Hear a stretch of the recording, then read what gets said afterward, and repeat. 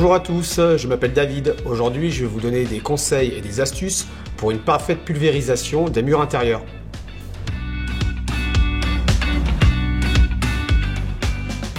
Que l'on peigne ou que l'on vaporise, il faut protéger ou masquer avant de commencer à peindre.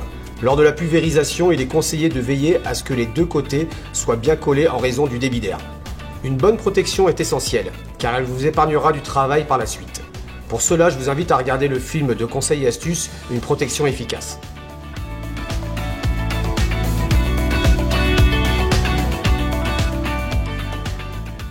Pour pulvériser de la peinture murale, on utilise cette façade ou tête de pulvérisation.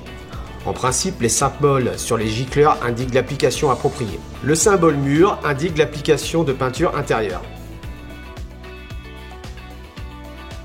Lorsque vous travaillez avec de la peinture, veillez toujours à ce qu'elle soit au moins à température ambiante. Elle sera plus facile à pulvériser. Pour l'orientation du tube d'aspiration, veuillez prendre en compte les éléments suivants. Orientez-le vers l'arrière pour les travaux en hauteur et vers l'avant pour les travaux vers le bas. Pour les murs, je vous conseille d'orienter le tube d'aspiration vers l'avant. Ainsi, même si la peinture s'épuise, vous pourrez pulvériser le plus longtemps possible sans avoir à rajouter de la peinture.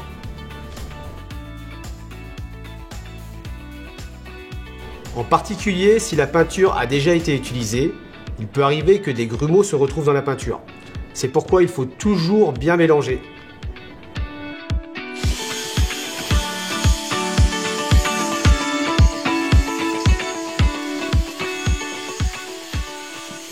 Vous pouvez également filtrer la peinture pour écarter tout risque d'obstruction de la buse par des particules de peinture.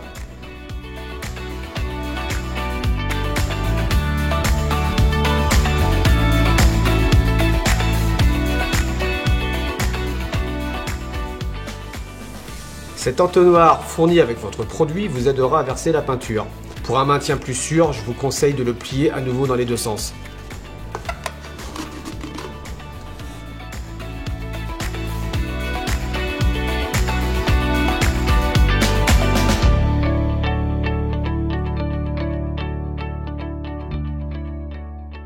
Chaque peinture a une consistance différente. Viscosité est le nom que l'on lui donne.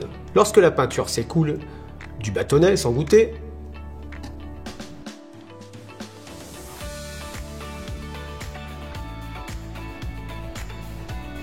la peinture est prête. Faites donc un essai et diluez entre 5 et 10% si nécessaire.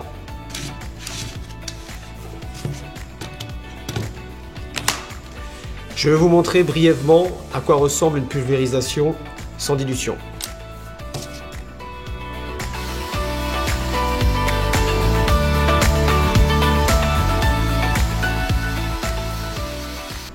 De nombreux matériaux fonctionnent sans être dilués. Mais dans ce cas, je diluerai un peu plus afin d'obtenir une pulvérisation plus fine. Pour cela, j'utilise ce bâtonnet de mélange qui se trouve dans l'emballage. Une augmentation d'une encoche représente une dilution de 10%.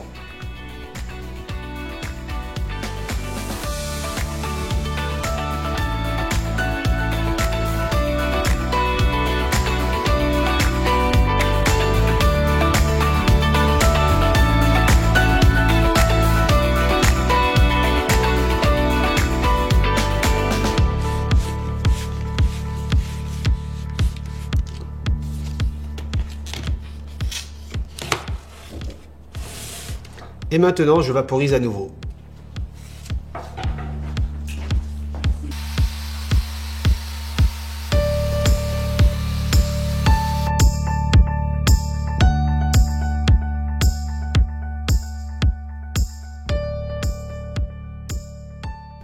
Outre la viscosité du produit, il existe d'autres facteurs qui peuvent influencer le résultat de la pulvérisation.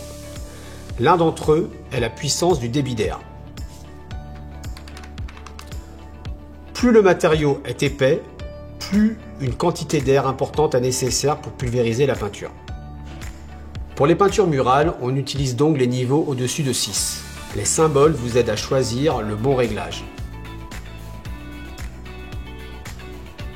Ainsi, pendant la pulvérisation, je vais augmenter le débit d'air afin de vous montrer l'impact sur le résultat.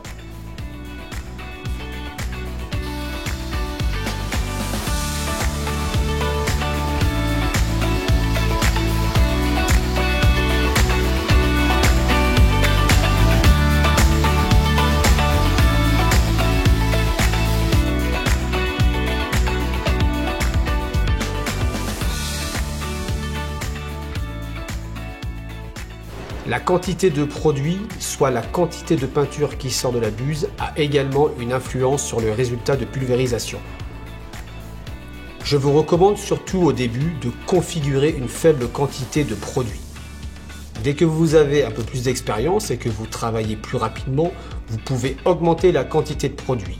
Pour cela, il suffit de régler la molette de réglage sur un niveau supérieur.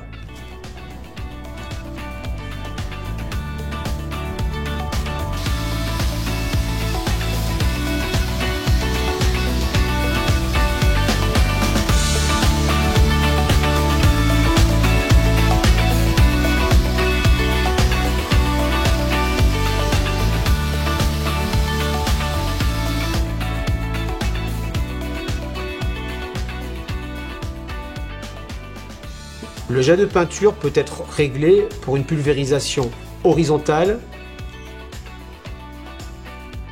ou verticale, et sa largeur peut être aussi modifiée. Vous le savez bien, c'est en forgeant que l'on devient forgeron. C'est pourquoi nous vous conseillons d'utiliser la fiche test fournie ou un vieux carton pour réaliser des essais. Je vais donc pulvériser ma première bande horizontalement. J'ai bien réglé la buse en conséquence et mes flèches indiquent le sens de pulvérisation.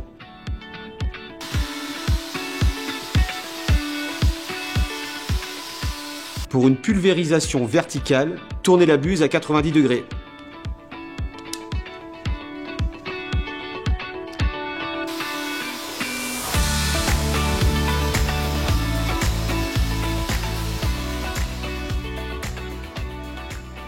Voilà, c'est parti pour les murs. Ce qui est cool, c'est que vous pouvez simplement vaporiser les coins et les bords, ce qui vous évite de devoir rechampir au préalable.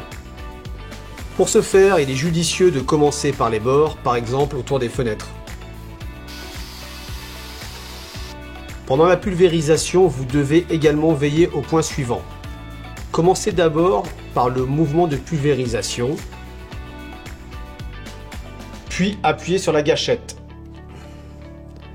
Même pendant la pulvérisation, il ne faut pas interrompre le mouvement.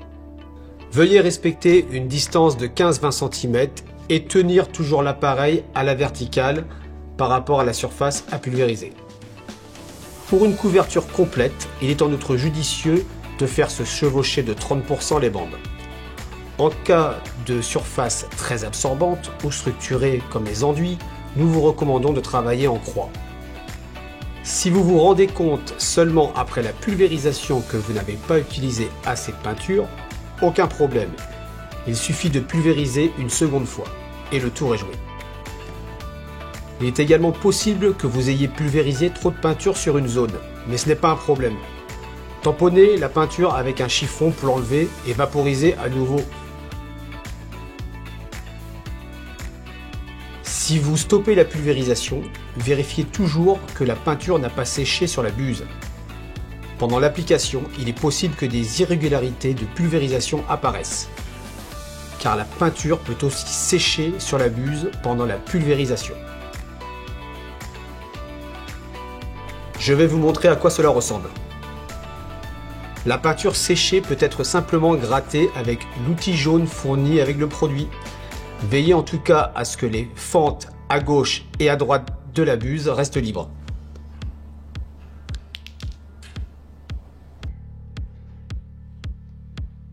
Avant une pause prolongée, je vous recommande de dépressuriser le récipient. Pour cela, il suffit d'ouvrir brièvement le récipient. Sinon, il pourrait arriver que la peinture s'écoule au niveau de la buse. Vous pouvez commencer, et moi de mon côté, je vais continuer de pulvériser.